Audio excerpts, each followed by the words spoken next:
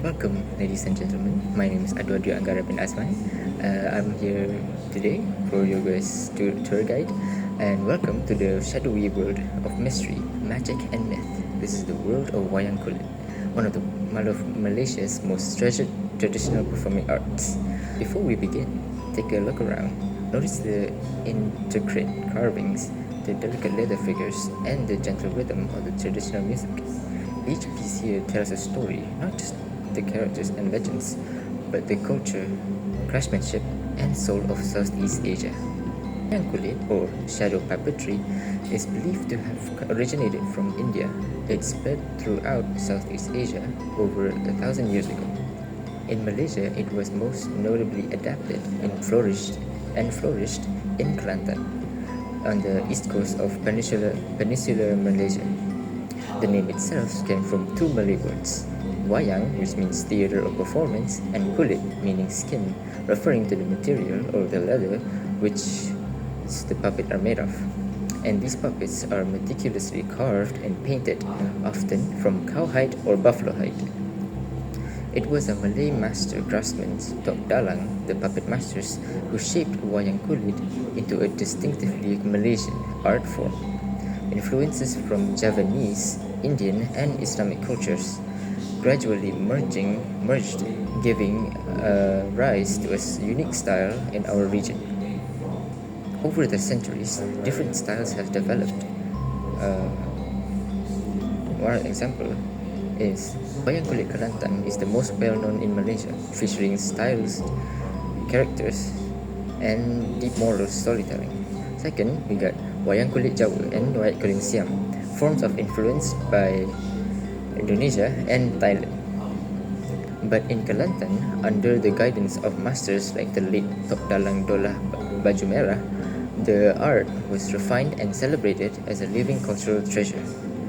Wayang kulit isn't just entertainment. Traditionally, it was served as a people purpose. It was used to educate the people about moral values, mythology, and social lessons. Second is to celebrate religion and cultural occasions, and even to communicate political messages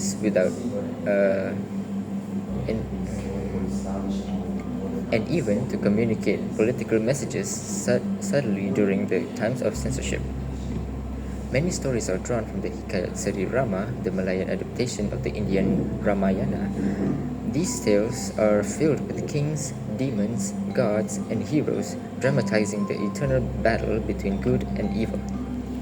A typical performance takes place behind a white screen called the kelir and a light source, traditionally an oil lamp, now often a bulb, casts the shadows of the puppets onto the screen.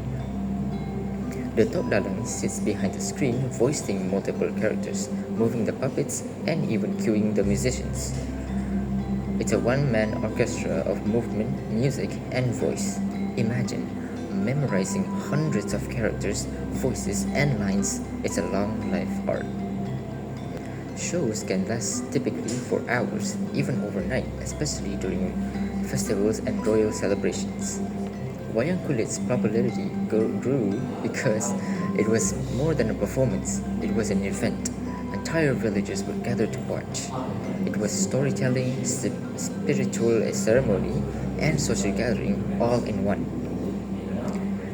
In times when books and media were scarce, it was the Tok Dalang who passed on folklore, values, and shared memory. That's why wayang kulit is often called the living newspaper of the kampung. But like many traditional arts, wayang kulit faces challenges today, with modern technology and entertainment dominating the scene. Fewer young people are learning the craft. The number of Tok Dalang is declining, and many of the original stories are at risk of fading away. Yet there is hope. Cultural institutions, schools, and passionate individuals are keeping the tradition alive. Teaching, performing, and even blending wayang kulit with the modern storytelling methods. So, as you stand here watching the flickering shadows and admiring the intricate puppet work, remember, wayang kulit is not just an art. It is a bridge between generations, a guardian of myths, and a living pulse of Malaysia's cultural heritage. Let us continue to appreciate, to preserve it, and to pass it on, because every shadow here has a story, and every story deserves to be heard. And here are some fun facts about the wayang kulit.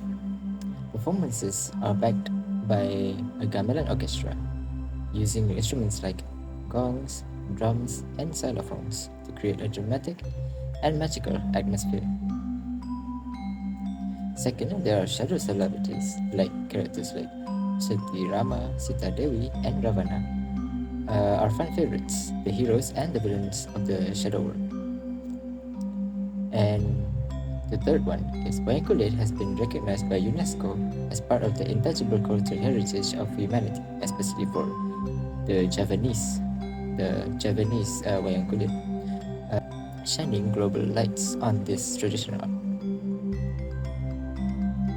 The fourth one is something in a performance. Puppets are placed on specific sides.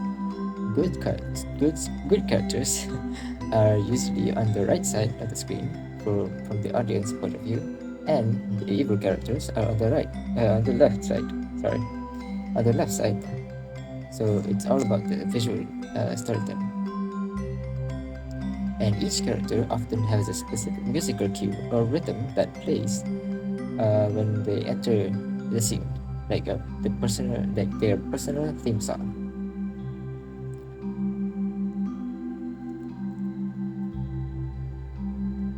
And some puppets are also superstars. Certain puppets like Hanuman, the monkey god, are so beloved by the audience that they're sometimes used as the comic relief, even breaking the fourth wall to joke around with the audience.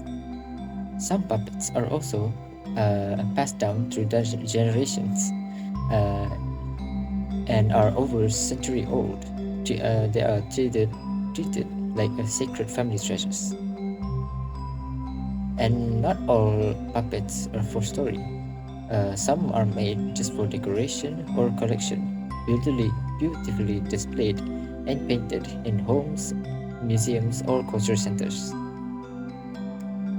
Thank you for joining me on this journey into the shadows. Feel free to explore the exhibit, and if you have any questions, our guides will be happy to help. That's all from me. Thank you so much.